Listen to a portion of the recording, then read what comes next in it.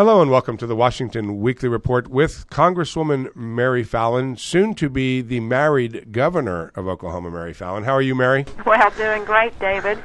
I'm an optimist, but I really believe this will all happen. Well, I know you're getting married, that's for sure, and I am absolutely positive you will be governor because you're the most qualified, and by gosh, we like you in Oklahoma. So thank you. I appreciate that. Exciting times right now. It really is. It surely is. Okay, so let's get right to this morning. You've been very, very busy presenting a bill that I understand is going to be voted on.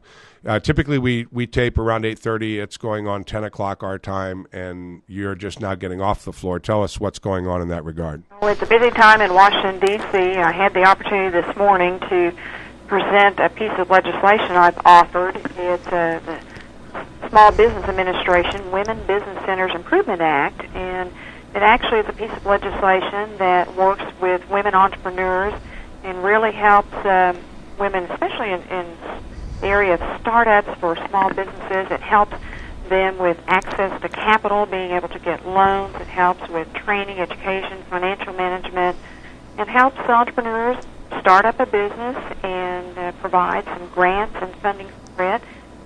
The program that we have and my legislation actually just makes sure there is some accountability, transparency, and rearranges a little bit of the funding to make sure it really goes for what it's intended to go for, which is startup entrepreneur businesses. And especially, David, during this time of economic downturn, we need to do all that we can to support our small businesses and to make sure they have access to capital, make sure that they have the right type of counseling and training as far as what's available to them and for them. And this is a great piece of legislation, and I fully expect it to pass a huge margin today on the House floor. Well, I am very hopeful that it does in fact pass, and I love that you're paying attention to small business, Mary, because, you know, when you look at the recent picture of the present administration's sort of approach to stimulus and bailouts, I mean, they only look at the big corporations, which they feel the trickle-down repercussions of them failing would be too extraordinary for the economy to come back from. And so all of their money and whatnot is being focused on big business, huge companies. And yet at the same time, as you've discussed many times, it's small business that really keeps this country running, you know? You're exactly right. And, David, I had the great honor of serving on the Small Business Committee here in Congress for the last 3 years. And, of course, when I was lieutenant governor, I was the Keating appointee of the Small Business Advocate for the state and worked around the whole state with small businesses. But, you know, we just had some unemployment numbers that were released that showed that unemployment has gone up over 10%. It's 10.2% for the month of October. And this month, small businesses with 50 or less employees lost 75,000 jobs for the month of October. Wow. My concern, David, is that, you know, we are talking about raising taxes and putting surcharges and government mandates on small businesses for a government-run health care plan during a time of a national recession.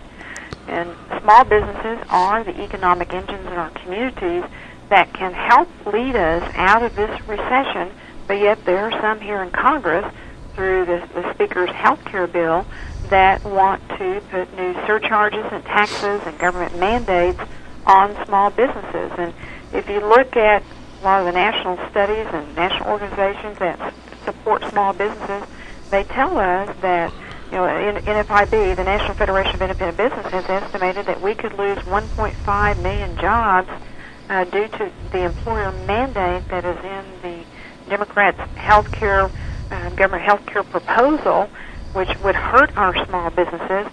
We're talking about, in the Speaker Pelosi's bill, of adding $780 some odd billion of new taxes on businesses and individuals, even a surtax of 5.4% on small businesses. And when you start messing with our small businesses and our economy and putting more taxes and regulations and mandates on them, it's going to cost us jobs.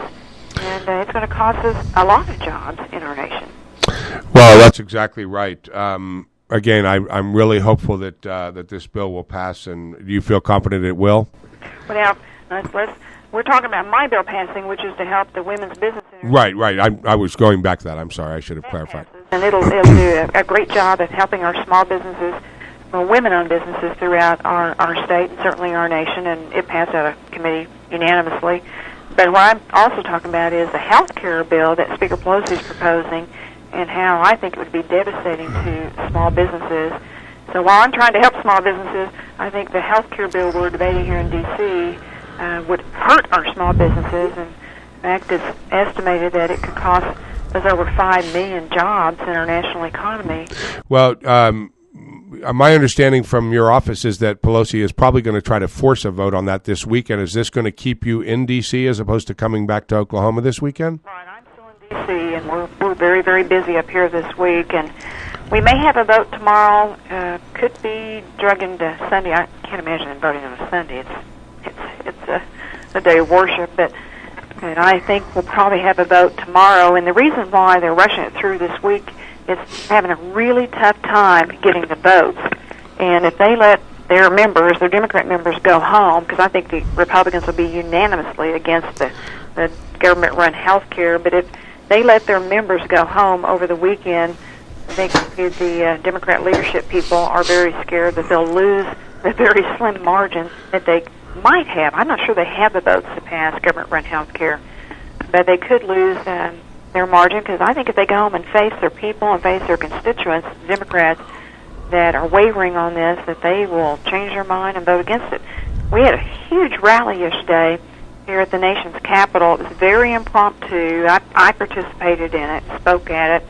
We estimate that we might have had 20,000 people, and there were people all over the front lawn of the Capitol, all around our congressional office buildings. People were crowding in to get into our offices of Congress, and they were basically saying, we don't like the government taking away our rights to make a decision about how we want our health care. We don't want government-run health care. We don't want increased taxes. We're concerned about the national debt. We don't want government-funded abortion coverage. We don't want illegal immigrants to get free government health care.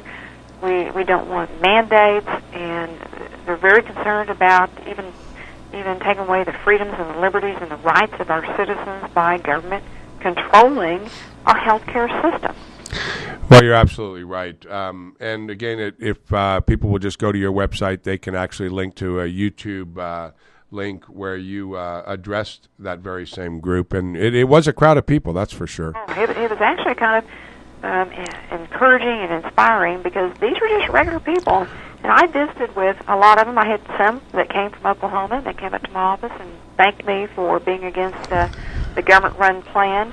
But I did talk to them about my piece of legislation as far as the ones I co-authored and the ones that have been authored here in Congress that would lower costs, that would allow the free market system to work and have competition among the marketplace, that would address issues like keeping your insurance if you change jobs, or address issues like pre-existing conditions to help you continue your coverage without losing coverage because of some pre-existing condition.